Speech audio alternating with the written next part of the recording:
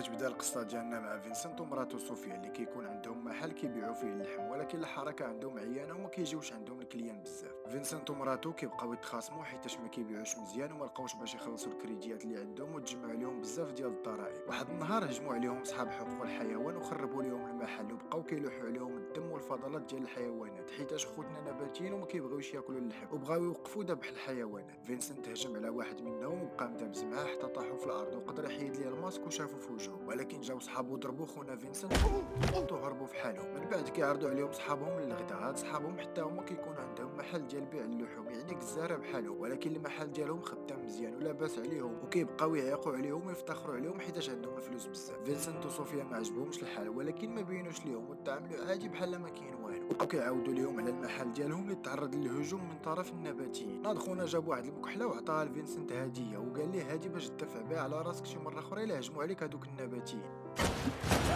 فينسنت ومراتو راجعين في حالهم في الطريق شويه بان ليهم خونا اللي هجم ليهم على المحل غادي فوق واحد البيكالا. فينسنت بغى ينتقم منه على داكشي اللي دار ليه، هو يرجع بالطوموبيل وحبس عليه الفران باش يطيحو. ملي نزلوا من الطوموبيل يشوفوه لقاوه ميت. فينسنت كان باغي غير يضربو شي ضربه خفيفه ولكن صدق قاتلو. فينسنت تخلع وقال لمرتو غادي يتصل بالبوليس، ولكن صوفيا حبساتو وقالت ليه ما غاديش يثيقوا بينا بلي ضربناه بالغلط وحنا هازين معنا مكحله ما عندهاش الترخيص. قال ليها شنو نديرو، قالت ليه غادي نديو معنا الجثه للدار ونقردوها في المحل ومن بعد ندفنوها في شي بلاصه، وفعلا خداو معاهم الجثه للدار. في الليل فينسنت بقى كيقرد في الجثه باش يدفنوها، شويه طاحت الودن ديال خونا في الارض وجا الكلب ديالهم وكلاها، وبقى فينسنت مصدوم حيتاش الكلب ديالهم ما كياكلش اللحم اللي كيبيعوا ملي كيعطيوها ليه، وهز فينسنت الودن الاخرى عطاها للكلب ديالو وكلاها. فينسنت سال المهمه ديالو ومشى ينعس وعاود لمراتو على الكلب اللي كان اللحم ديال الجثه اللي قتلو. وملي فاق النهار الاخر ما لقاش مراتو حداه، لبس حوايجو ونزل للمحل ديالو لقى مراتو خدامه وجات عندها واحد الكليانه وقالت لها بغات 10 كيلو من اللحم اللي دات مع عندها حيتاش عجباتها وجاتها بنينه. فينسنت بقى مصدوم وكيحاول يبين لمراتو بلي ديك اللحم ديال خونا اللي قتلوه بالطوموبيل، ولكن مراتو ما تسوقاتش ليه وما بغاش تبين قدام الكليانه. وهي سولهم هذيك الكليانه كيفاش ولاو كيجيبوا لحم زوينه بحال هكا، قال لها فينسنت بلي كيستوردوه من ايران. الكليانه تقدات ومشات وهي فرحانه باللحم الايراني، وبقى فينسنت ومراتو كيهضروا وقرروا باش يذوقوا اللحم ديال بنادم. بداو الكليان كيجيو عندهم كثر والحركه بدات كدور عندهم، وبقاو كيفكروا في شي طريقه باش يقتلوا بها بنادم، وجاتهم الفكره ديال انهم يقتلوا النباتيين حيت هما اللي كيهددوا التجاره ديالهم. واحد النهار بنتهم عرضت على صاحبها للدار باش يتغدى معاهم وحطوا ليه من اللحم اللي كيبيعوا ديال بنادم، ولكن خونا صدق نباتي وما بغاش ياكل اللحم، وبنتهم حتى هي ما بغاتش تاكل احتراما لمشاعر صاحبها. فينسنت وصوفيا تعصبوا وقرروا باش يبداو يقتلوا في النباتيين. مشاو لواحد الكافي كيتجمعوا فيها النباتيين وشافوا واحد خونا سمين وقرروا باش يصفيوها ليه. ملي سال الخدمه بقاو تابعينه في واحد الزنقه مظلمه حتى لقاو الفرصه وجبد فينسنت المقده وهجم على صاحبنا، ولكن خونا بقى كيغوت وخلع فينسنت وما بقى عارفه شنو يدير، هو يهرب في حاله وخلاه. من بعد صوفيا جاتها فكره باش ينخرطوا مع جمعيات ديال النباتيين ويكسبوا الثقه ديالهم، وبقاو كيقتلوهم وفعلا نجحت لهم الخطه وبداو كيثقوا فيهم وفي النشاطات اللي كيقترحوا عليهم. من بعد كيزكيو مع واحد خونا من دوك النباتيين باش يتلاقاو معاه ويهضروا على النشاطات ديالهم، وكانوا ناويين باش يقتلوه ويصفيوه عليه حتى هو، ولكن ملي جا خونا ما جاش بوحدو، جا معاه شي صحابو وتما تراجعوا للفكره ديالهم. وبقى خونا كيقول لهم باللي بغاو يهجموا على واحد المحل كبير كيبيع اللحم وبغاهم يمشيو معاه، وباش ما يتفضحوش ما قدروش يرفضوا ووافقوا باش يمشيو معاهم. واكتشفوا من بعد باللي داك المحل ديال دوك صحابهم اللي كانوا عارضين عليهم الغدا، وجاتهم فكره مزيانه باش انهم ينتقموا منهم على العياقه اللي كانوا كيعيقوا عليهم.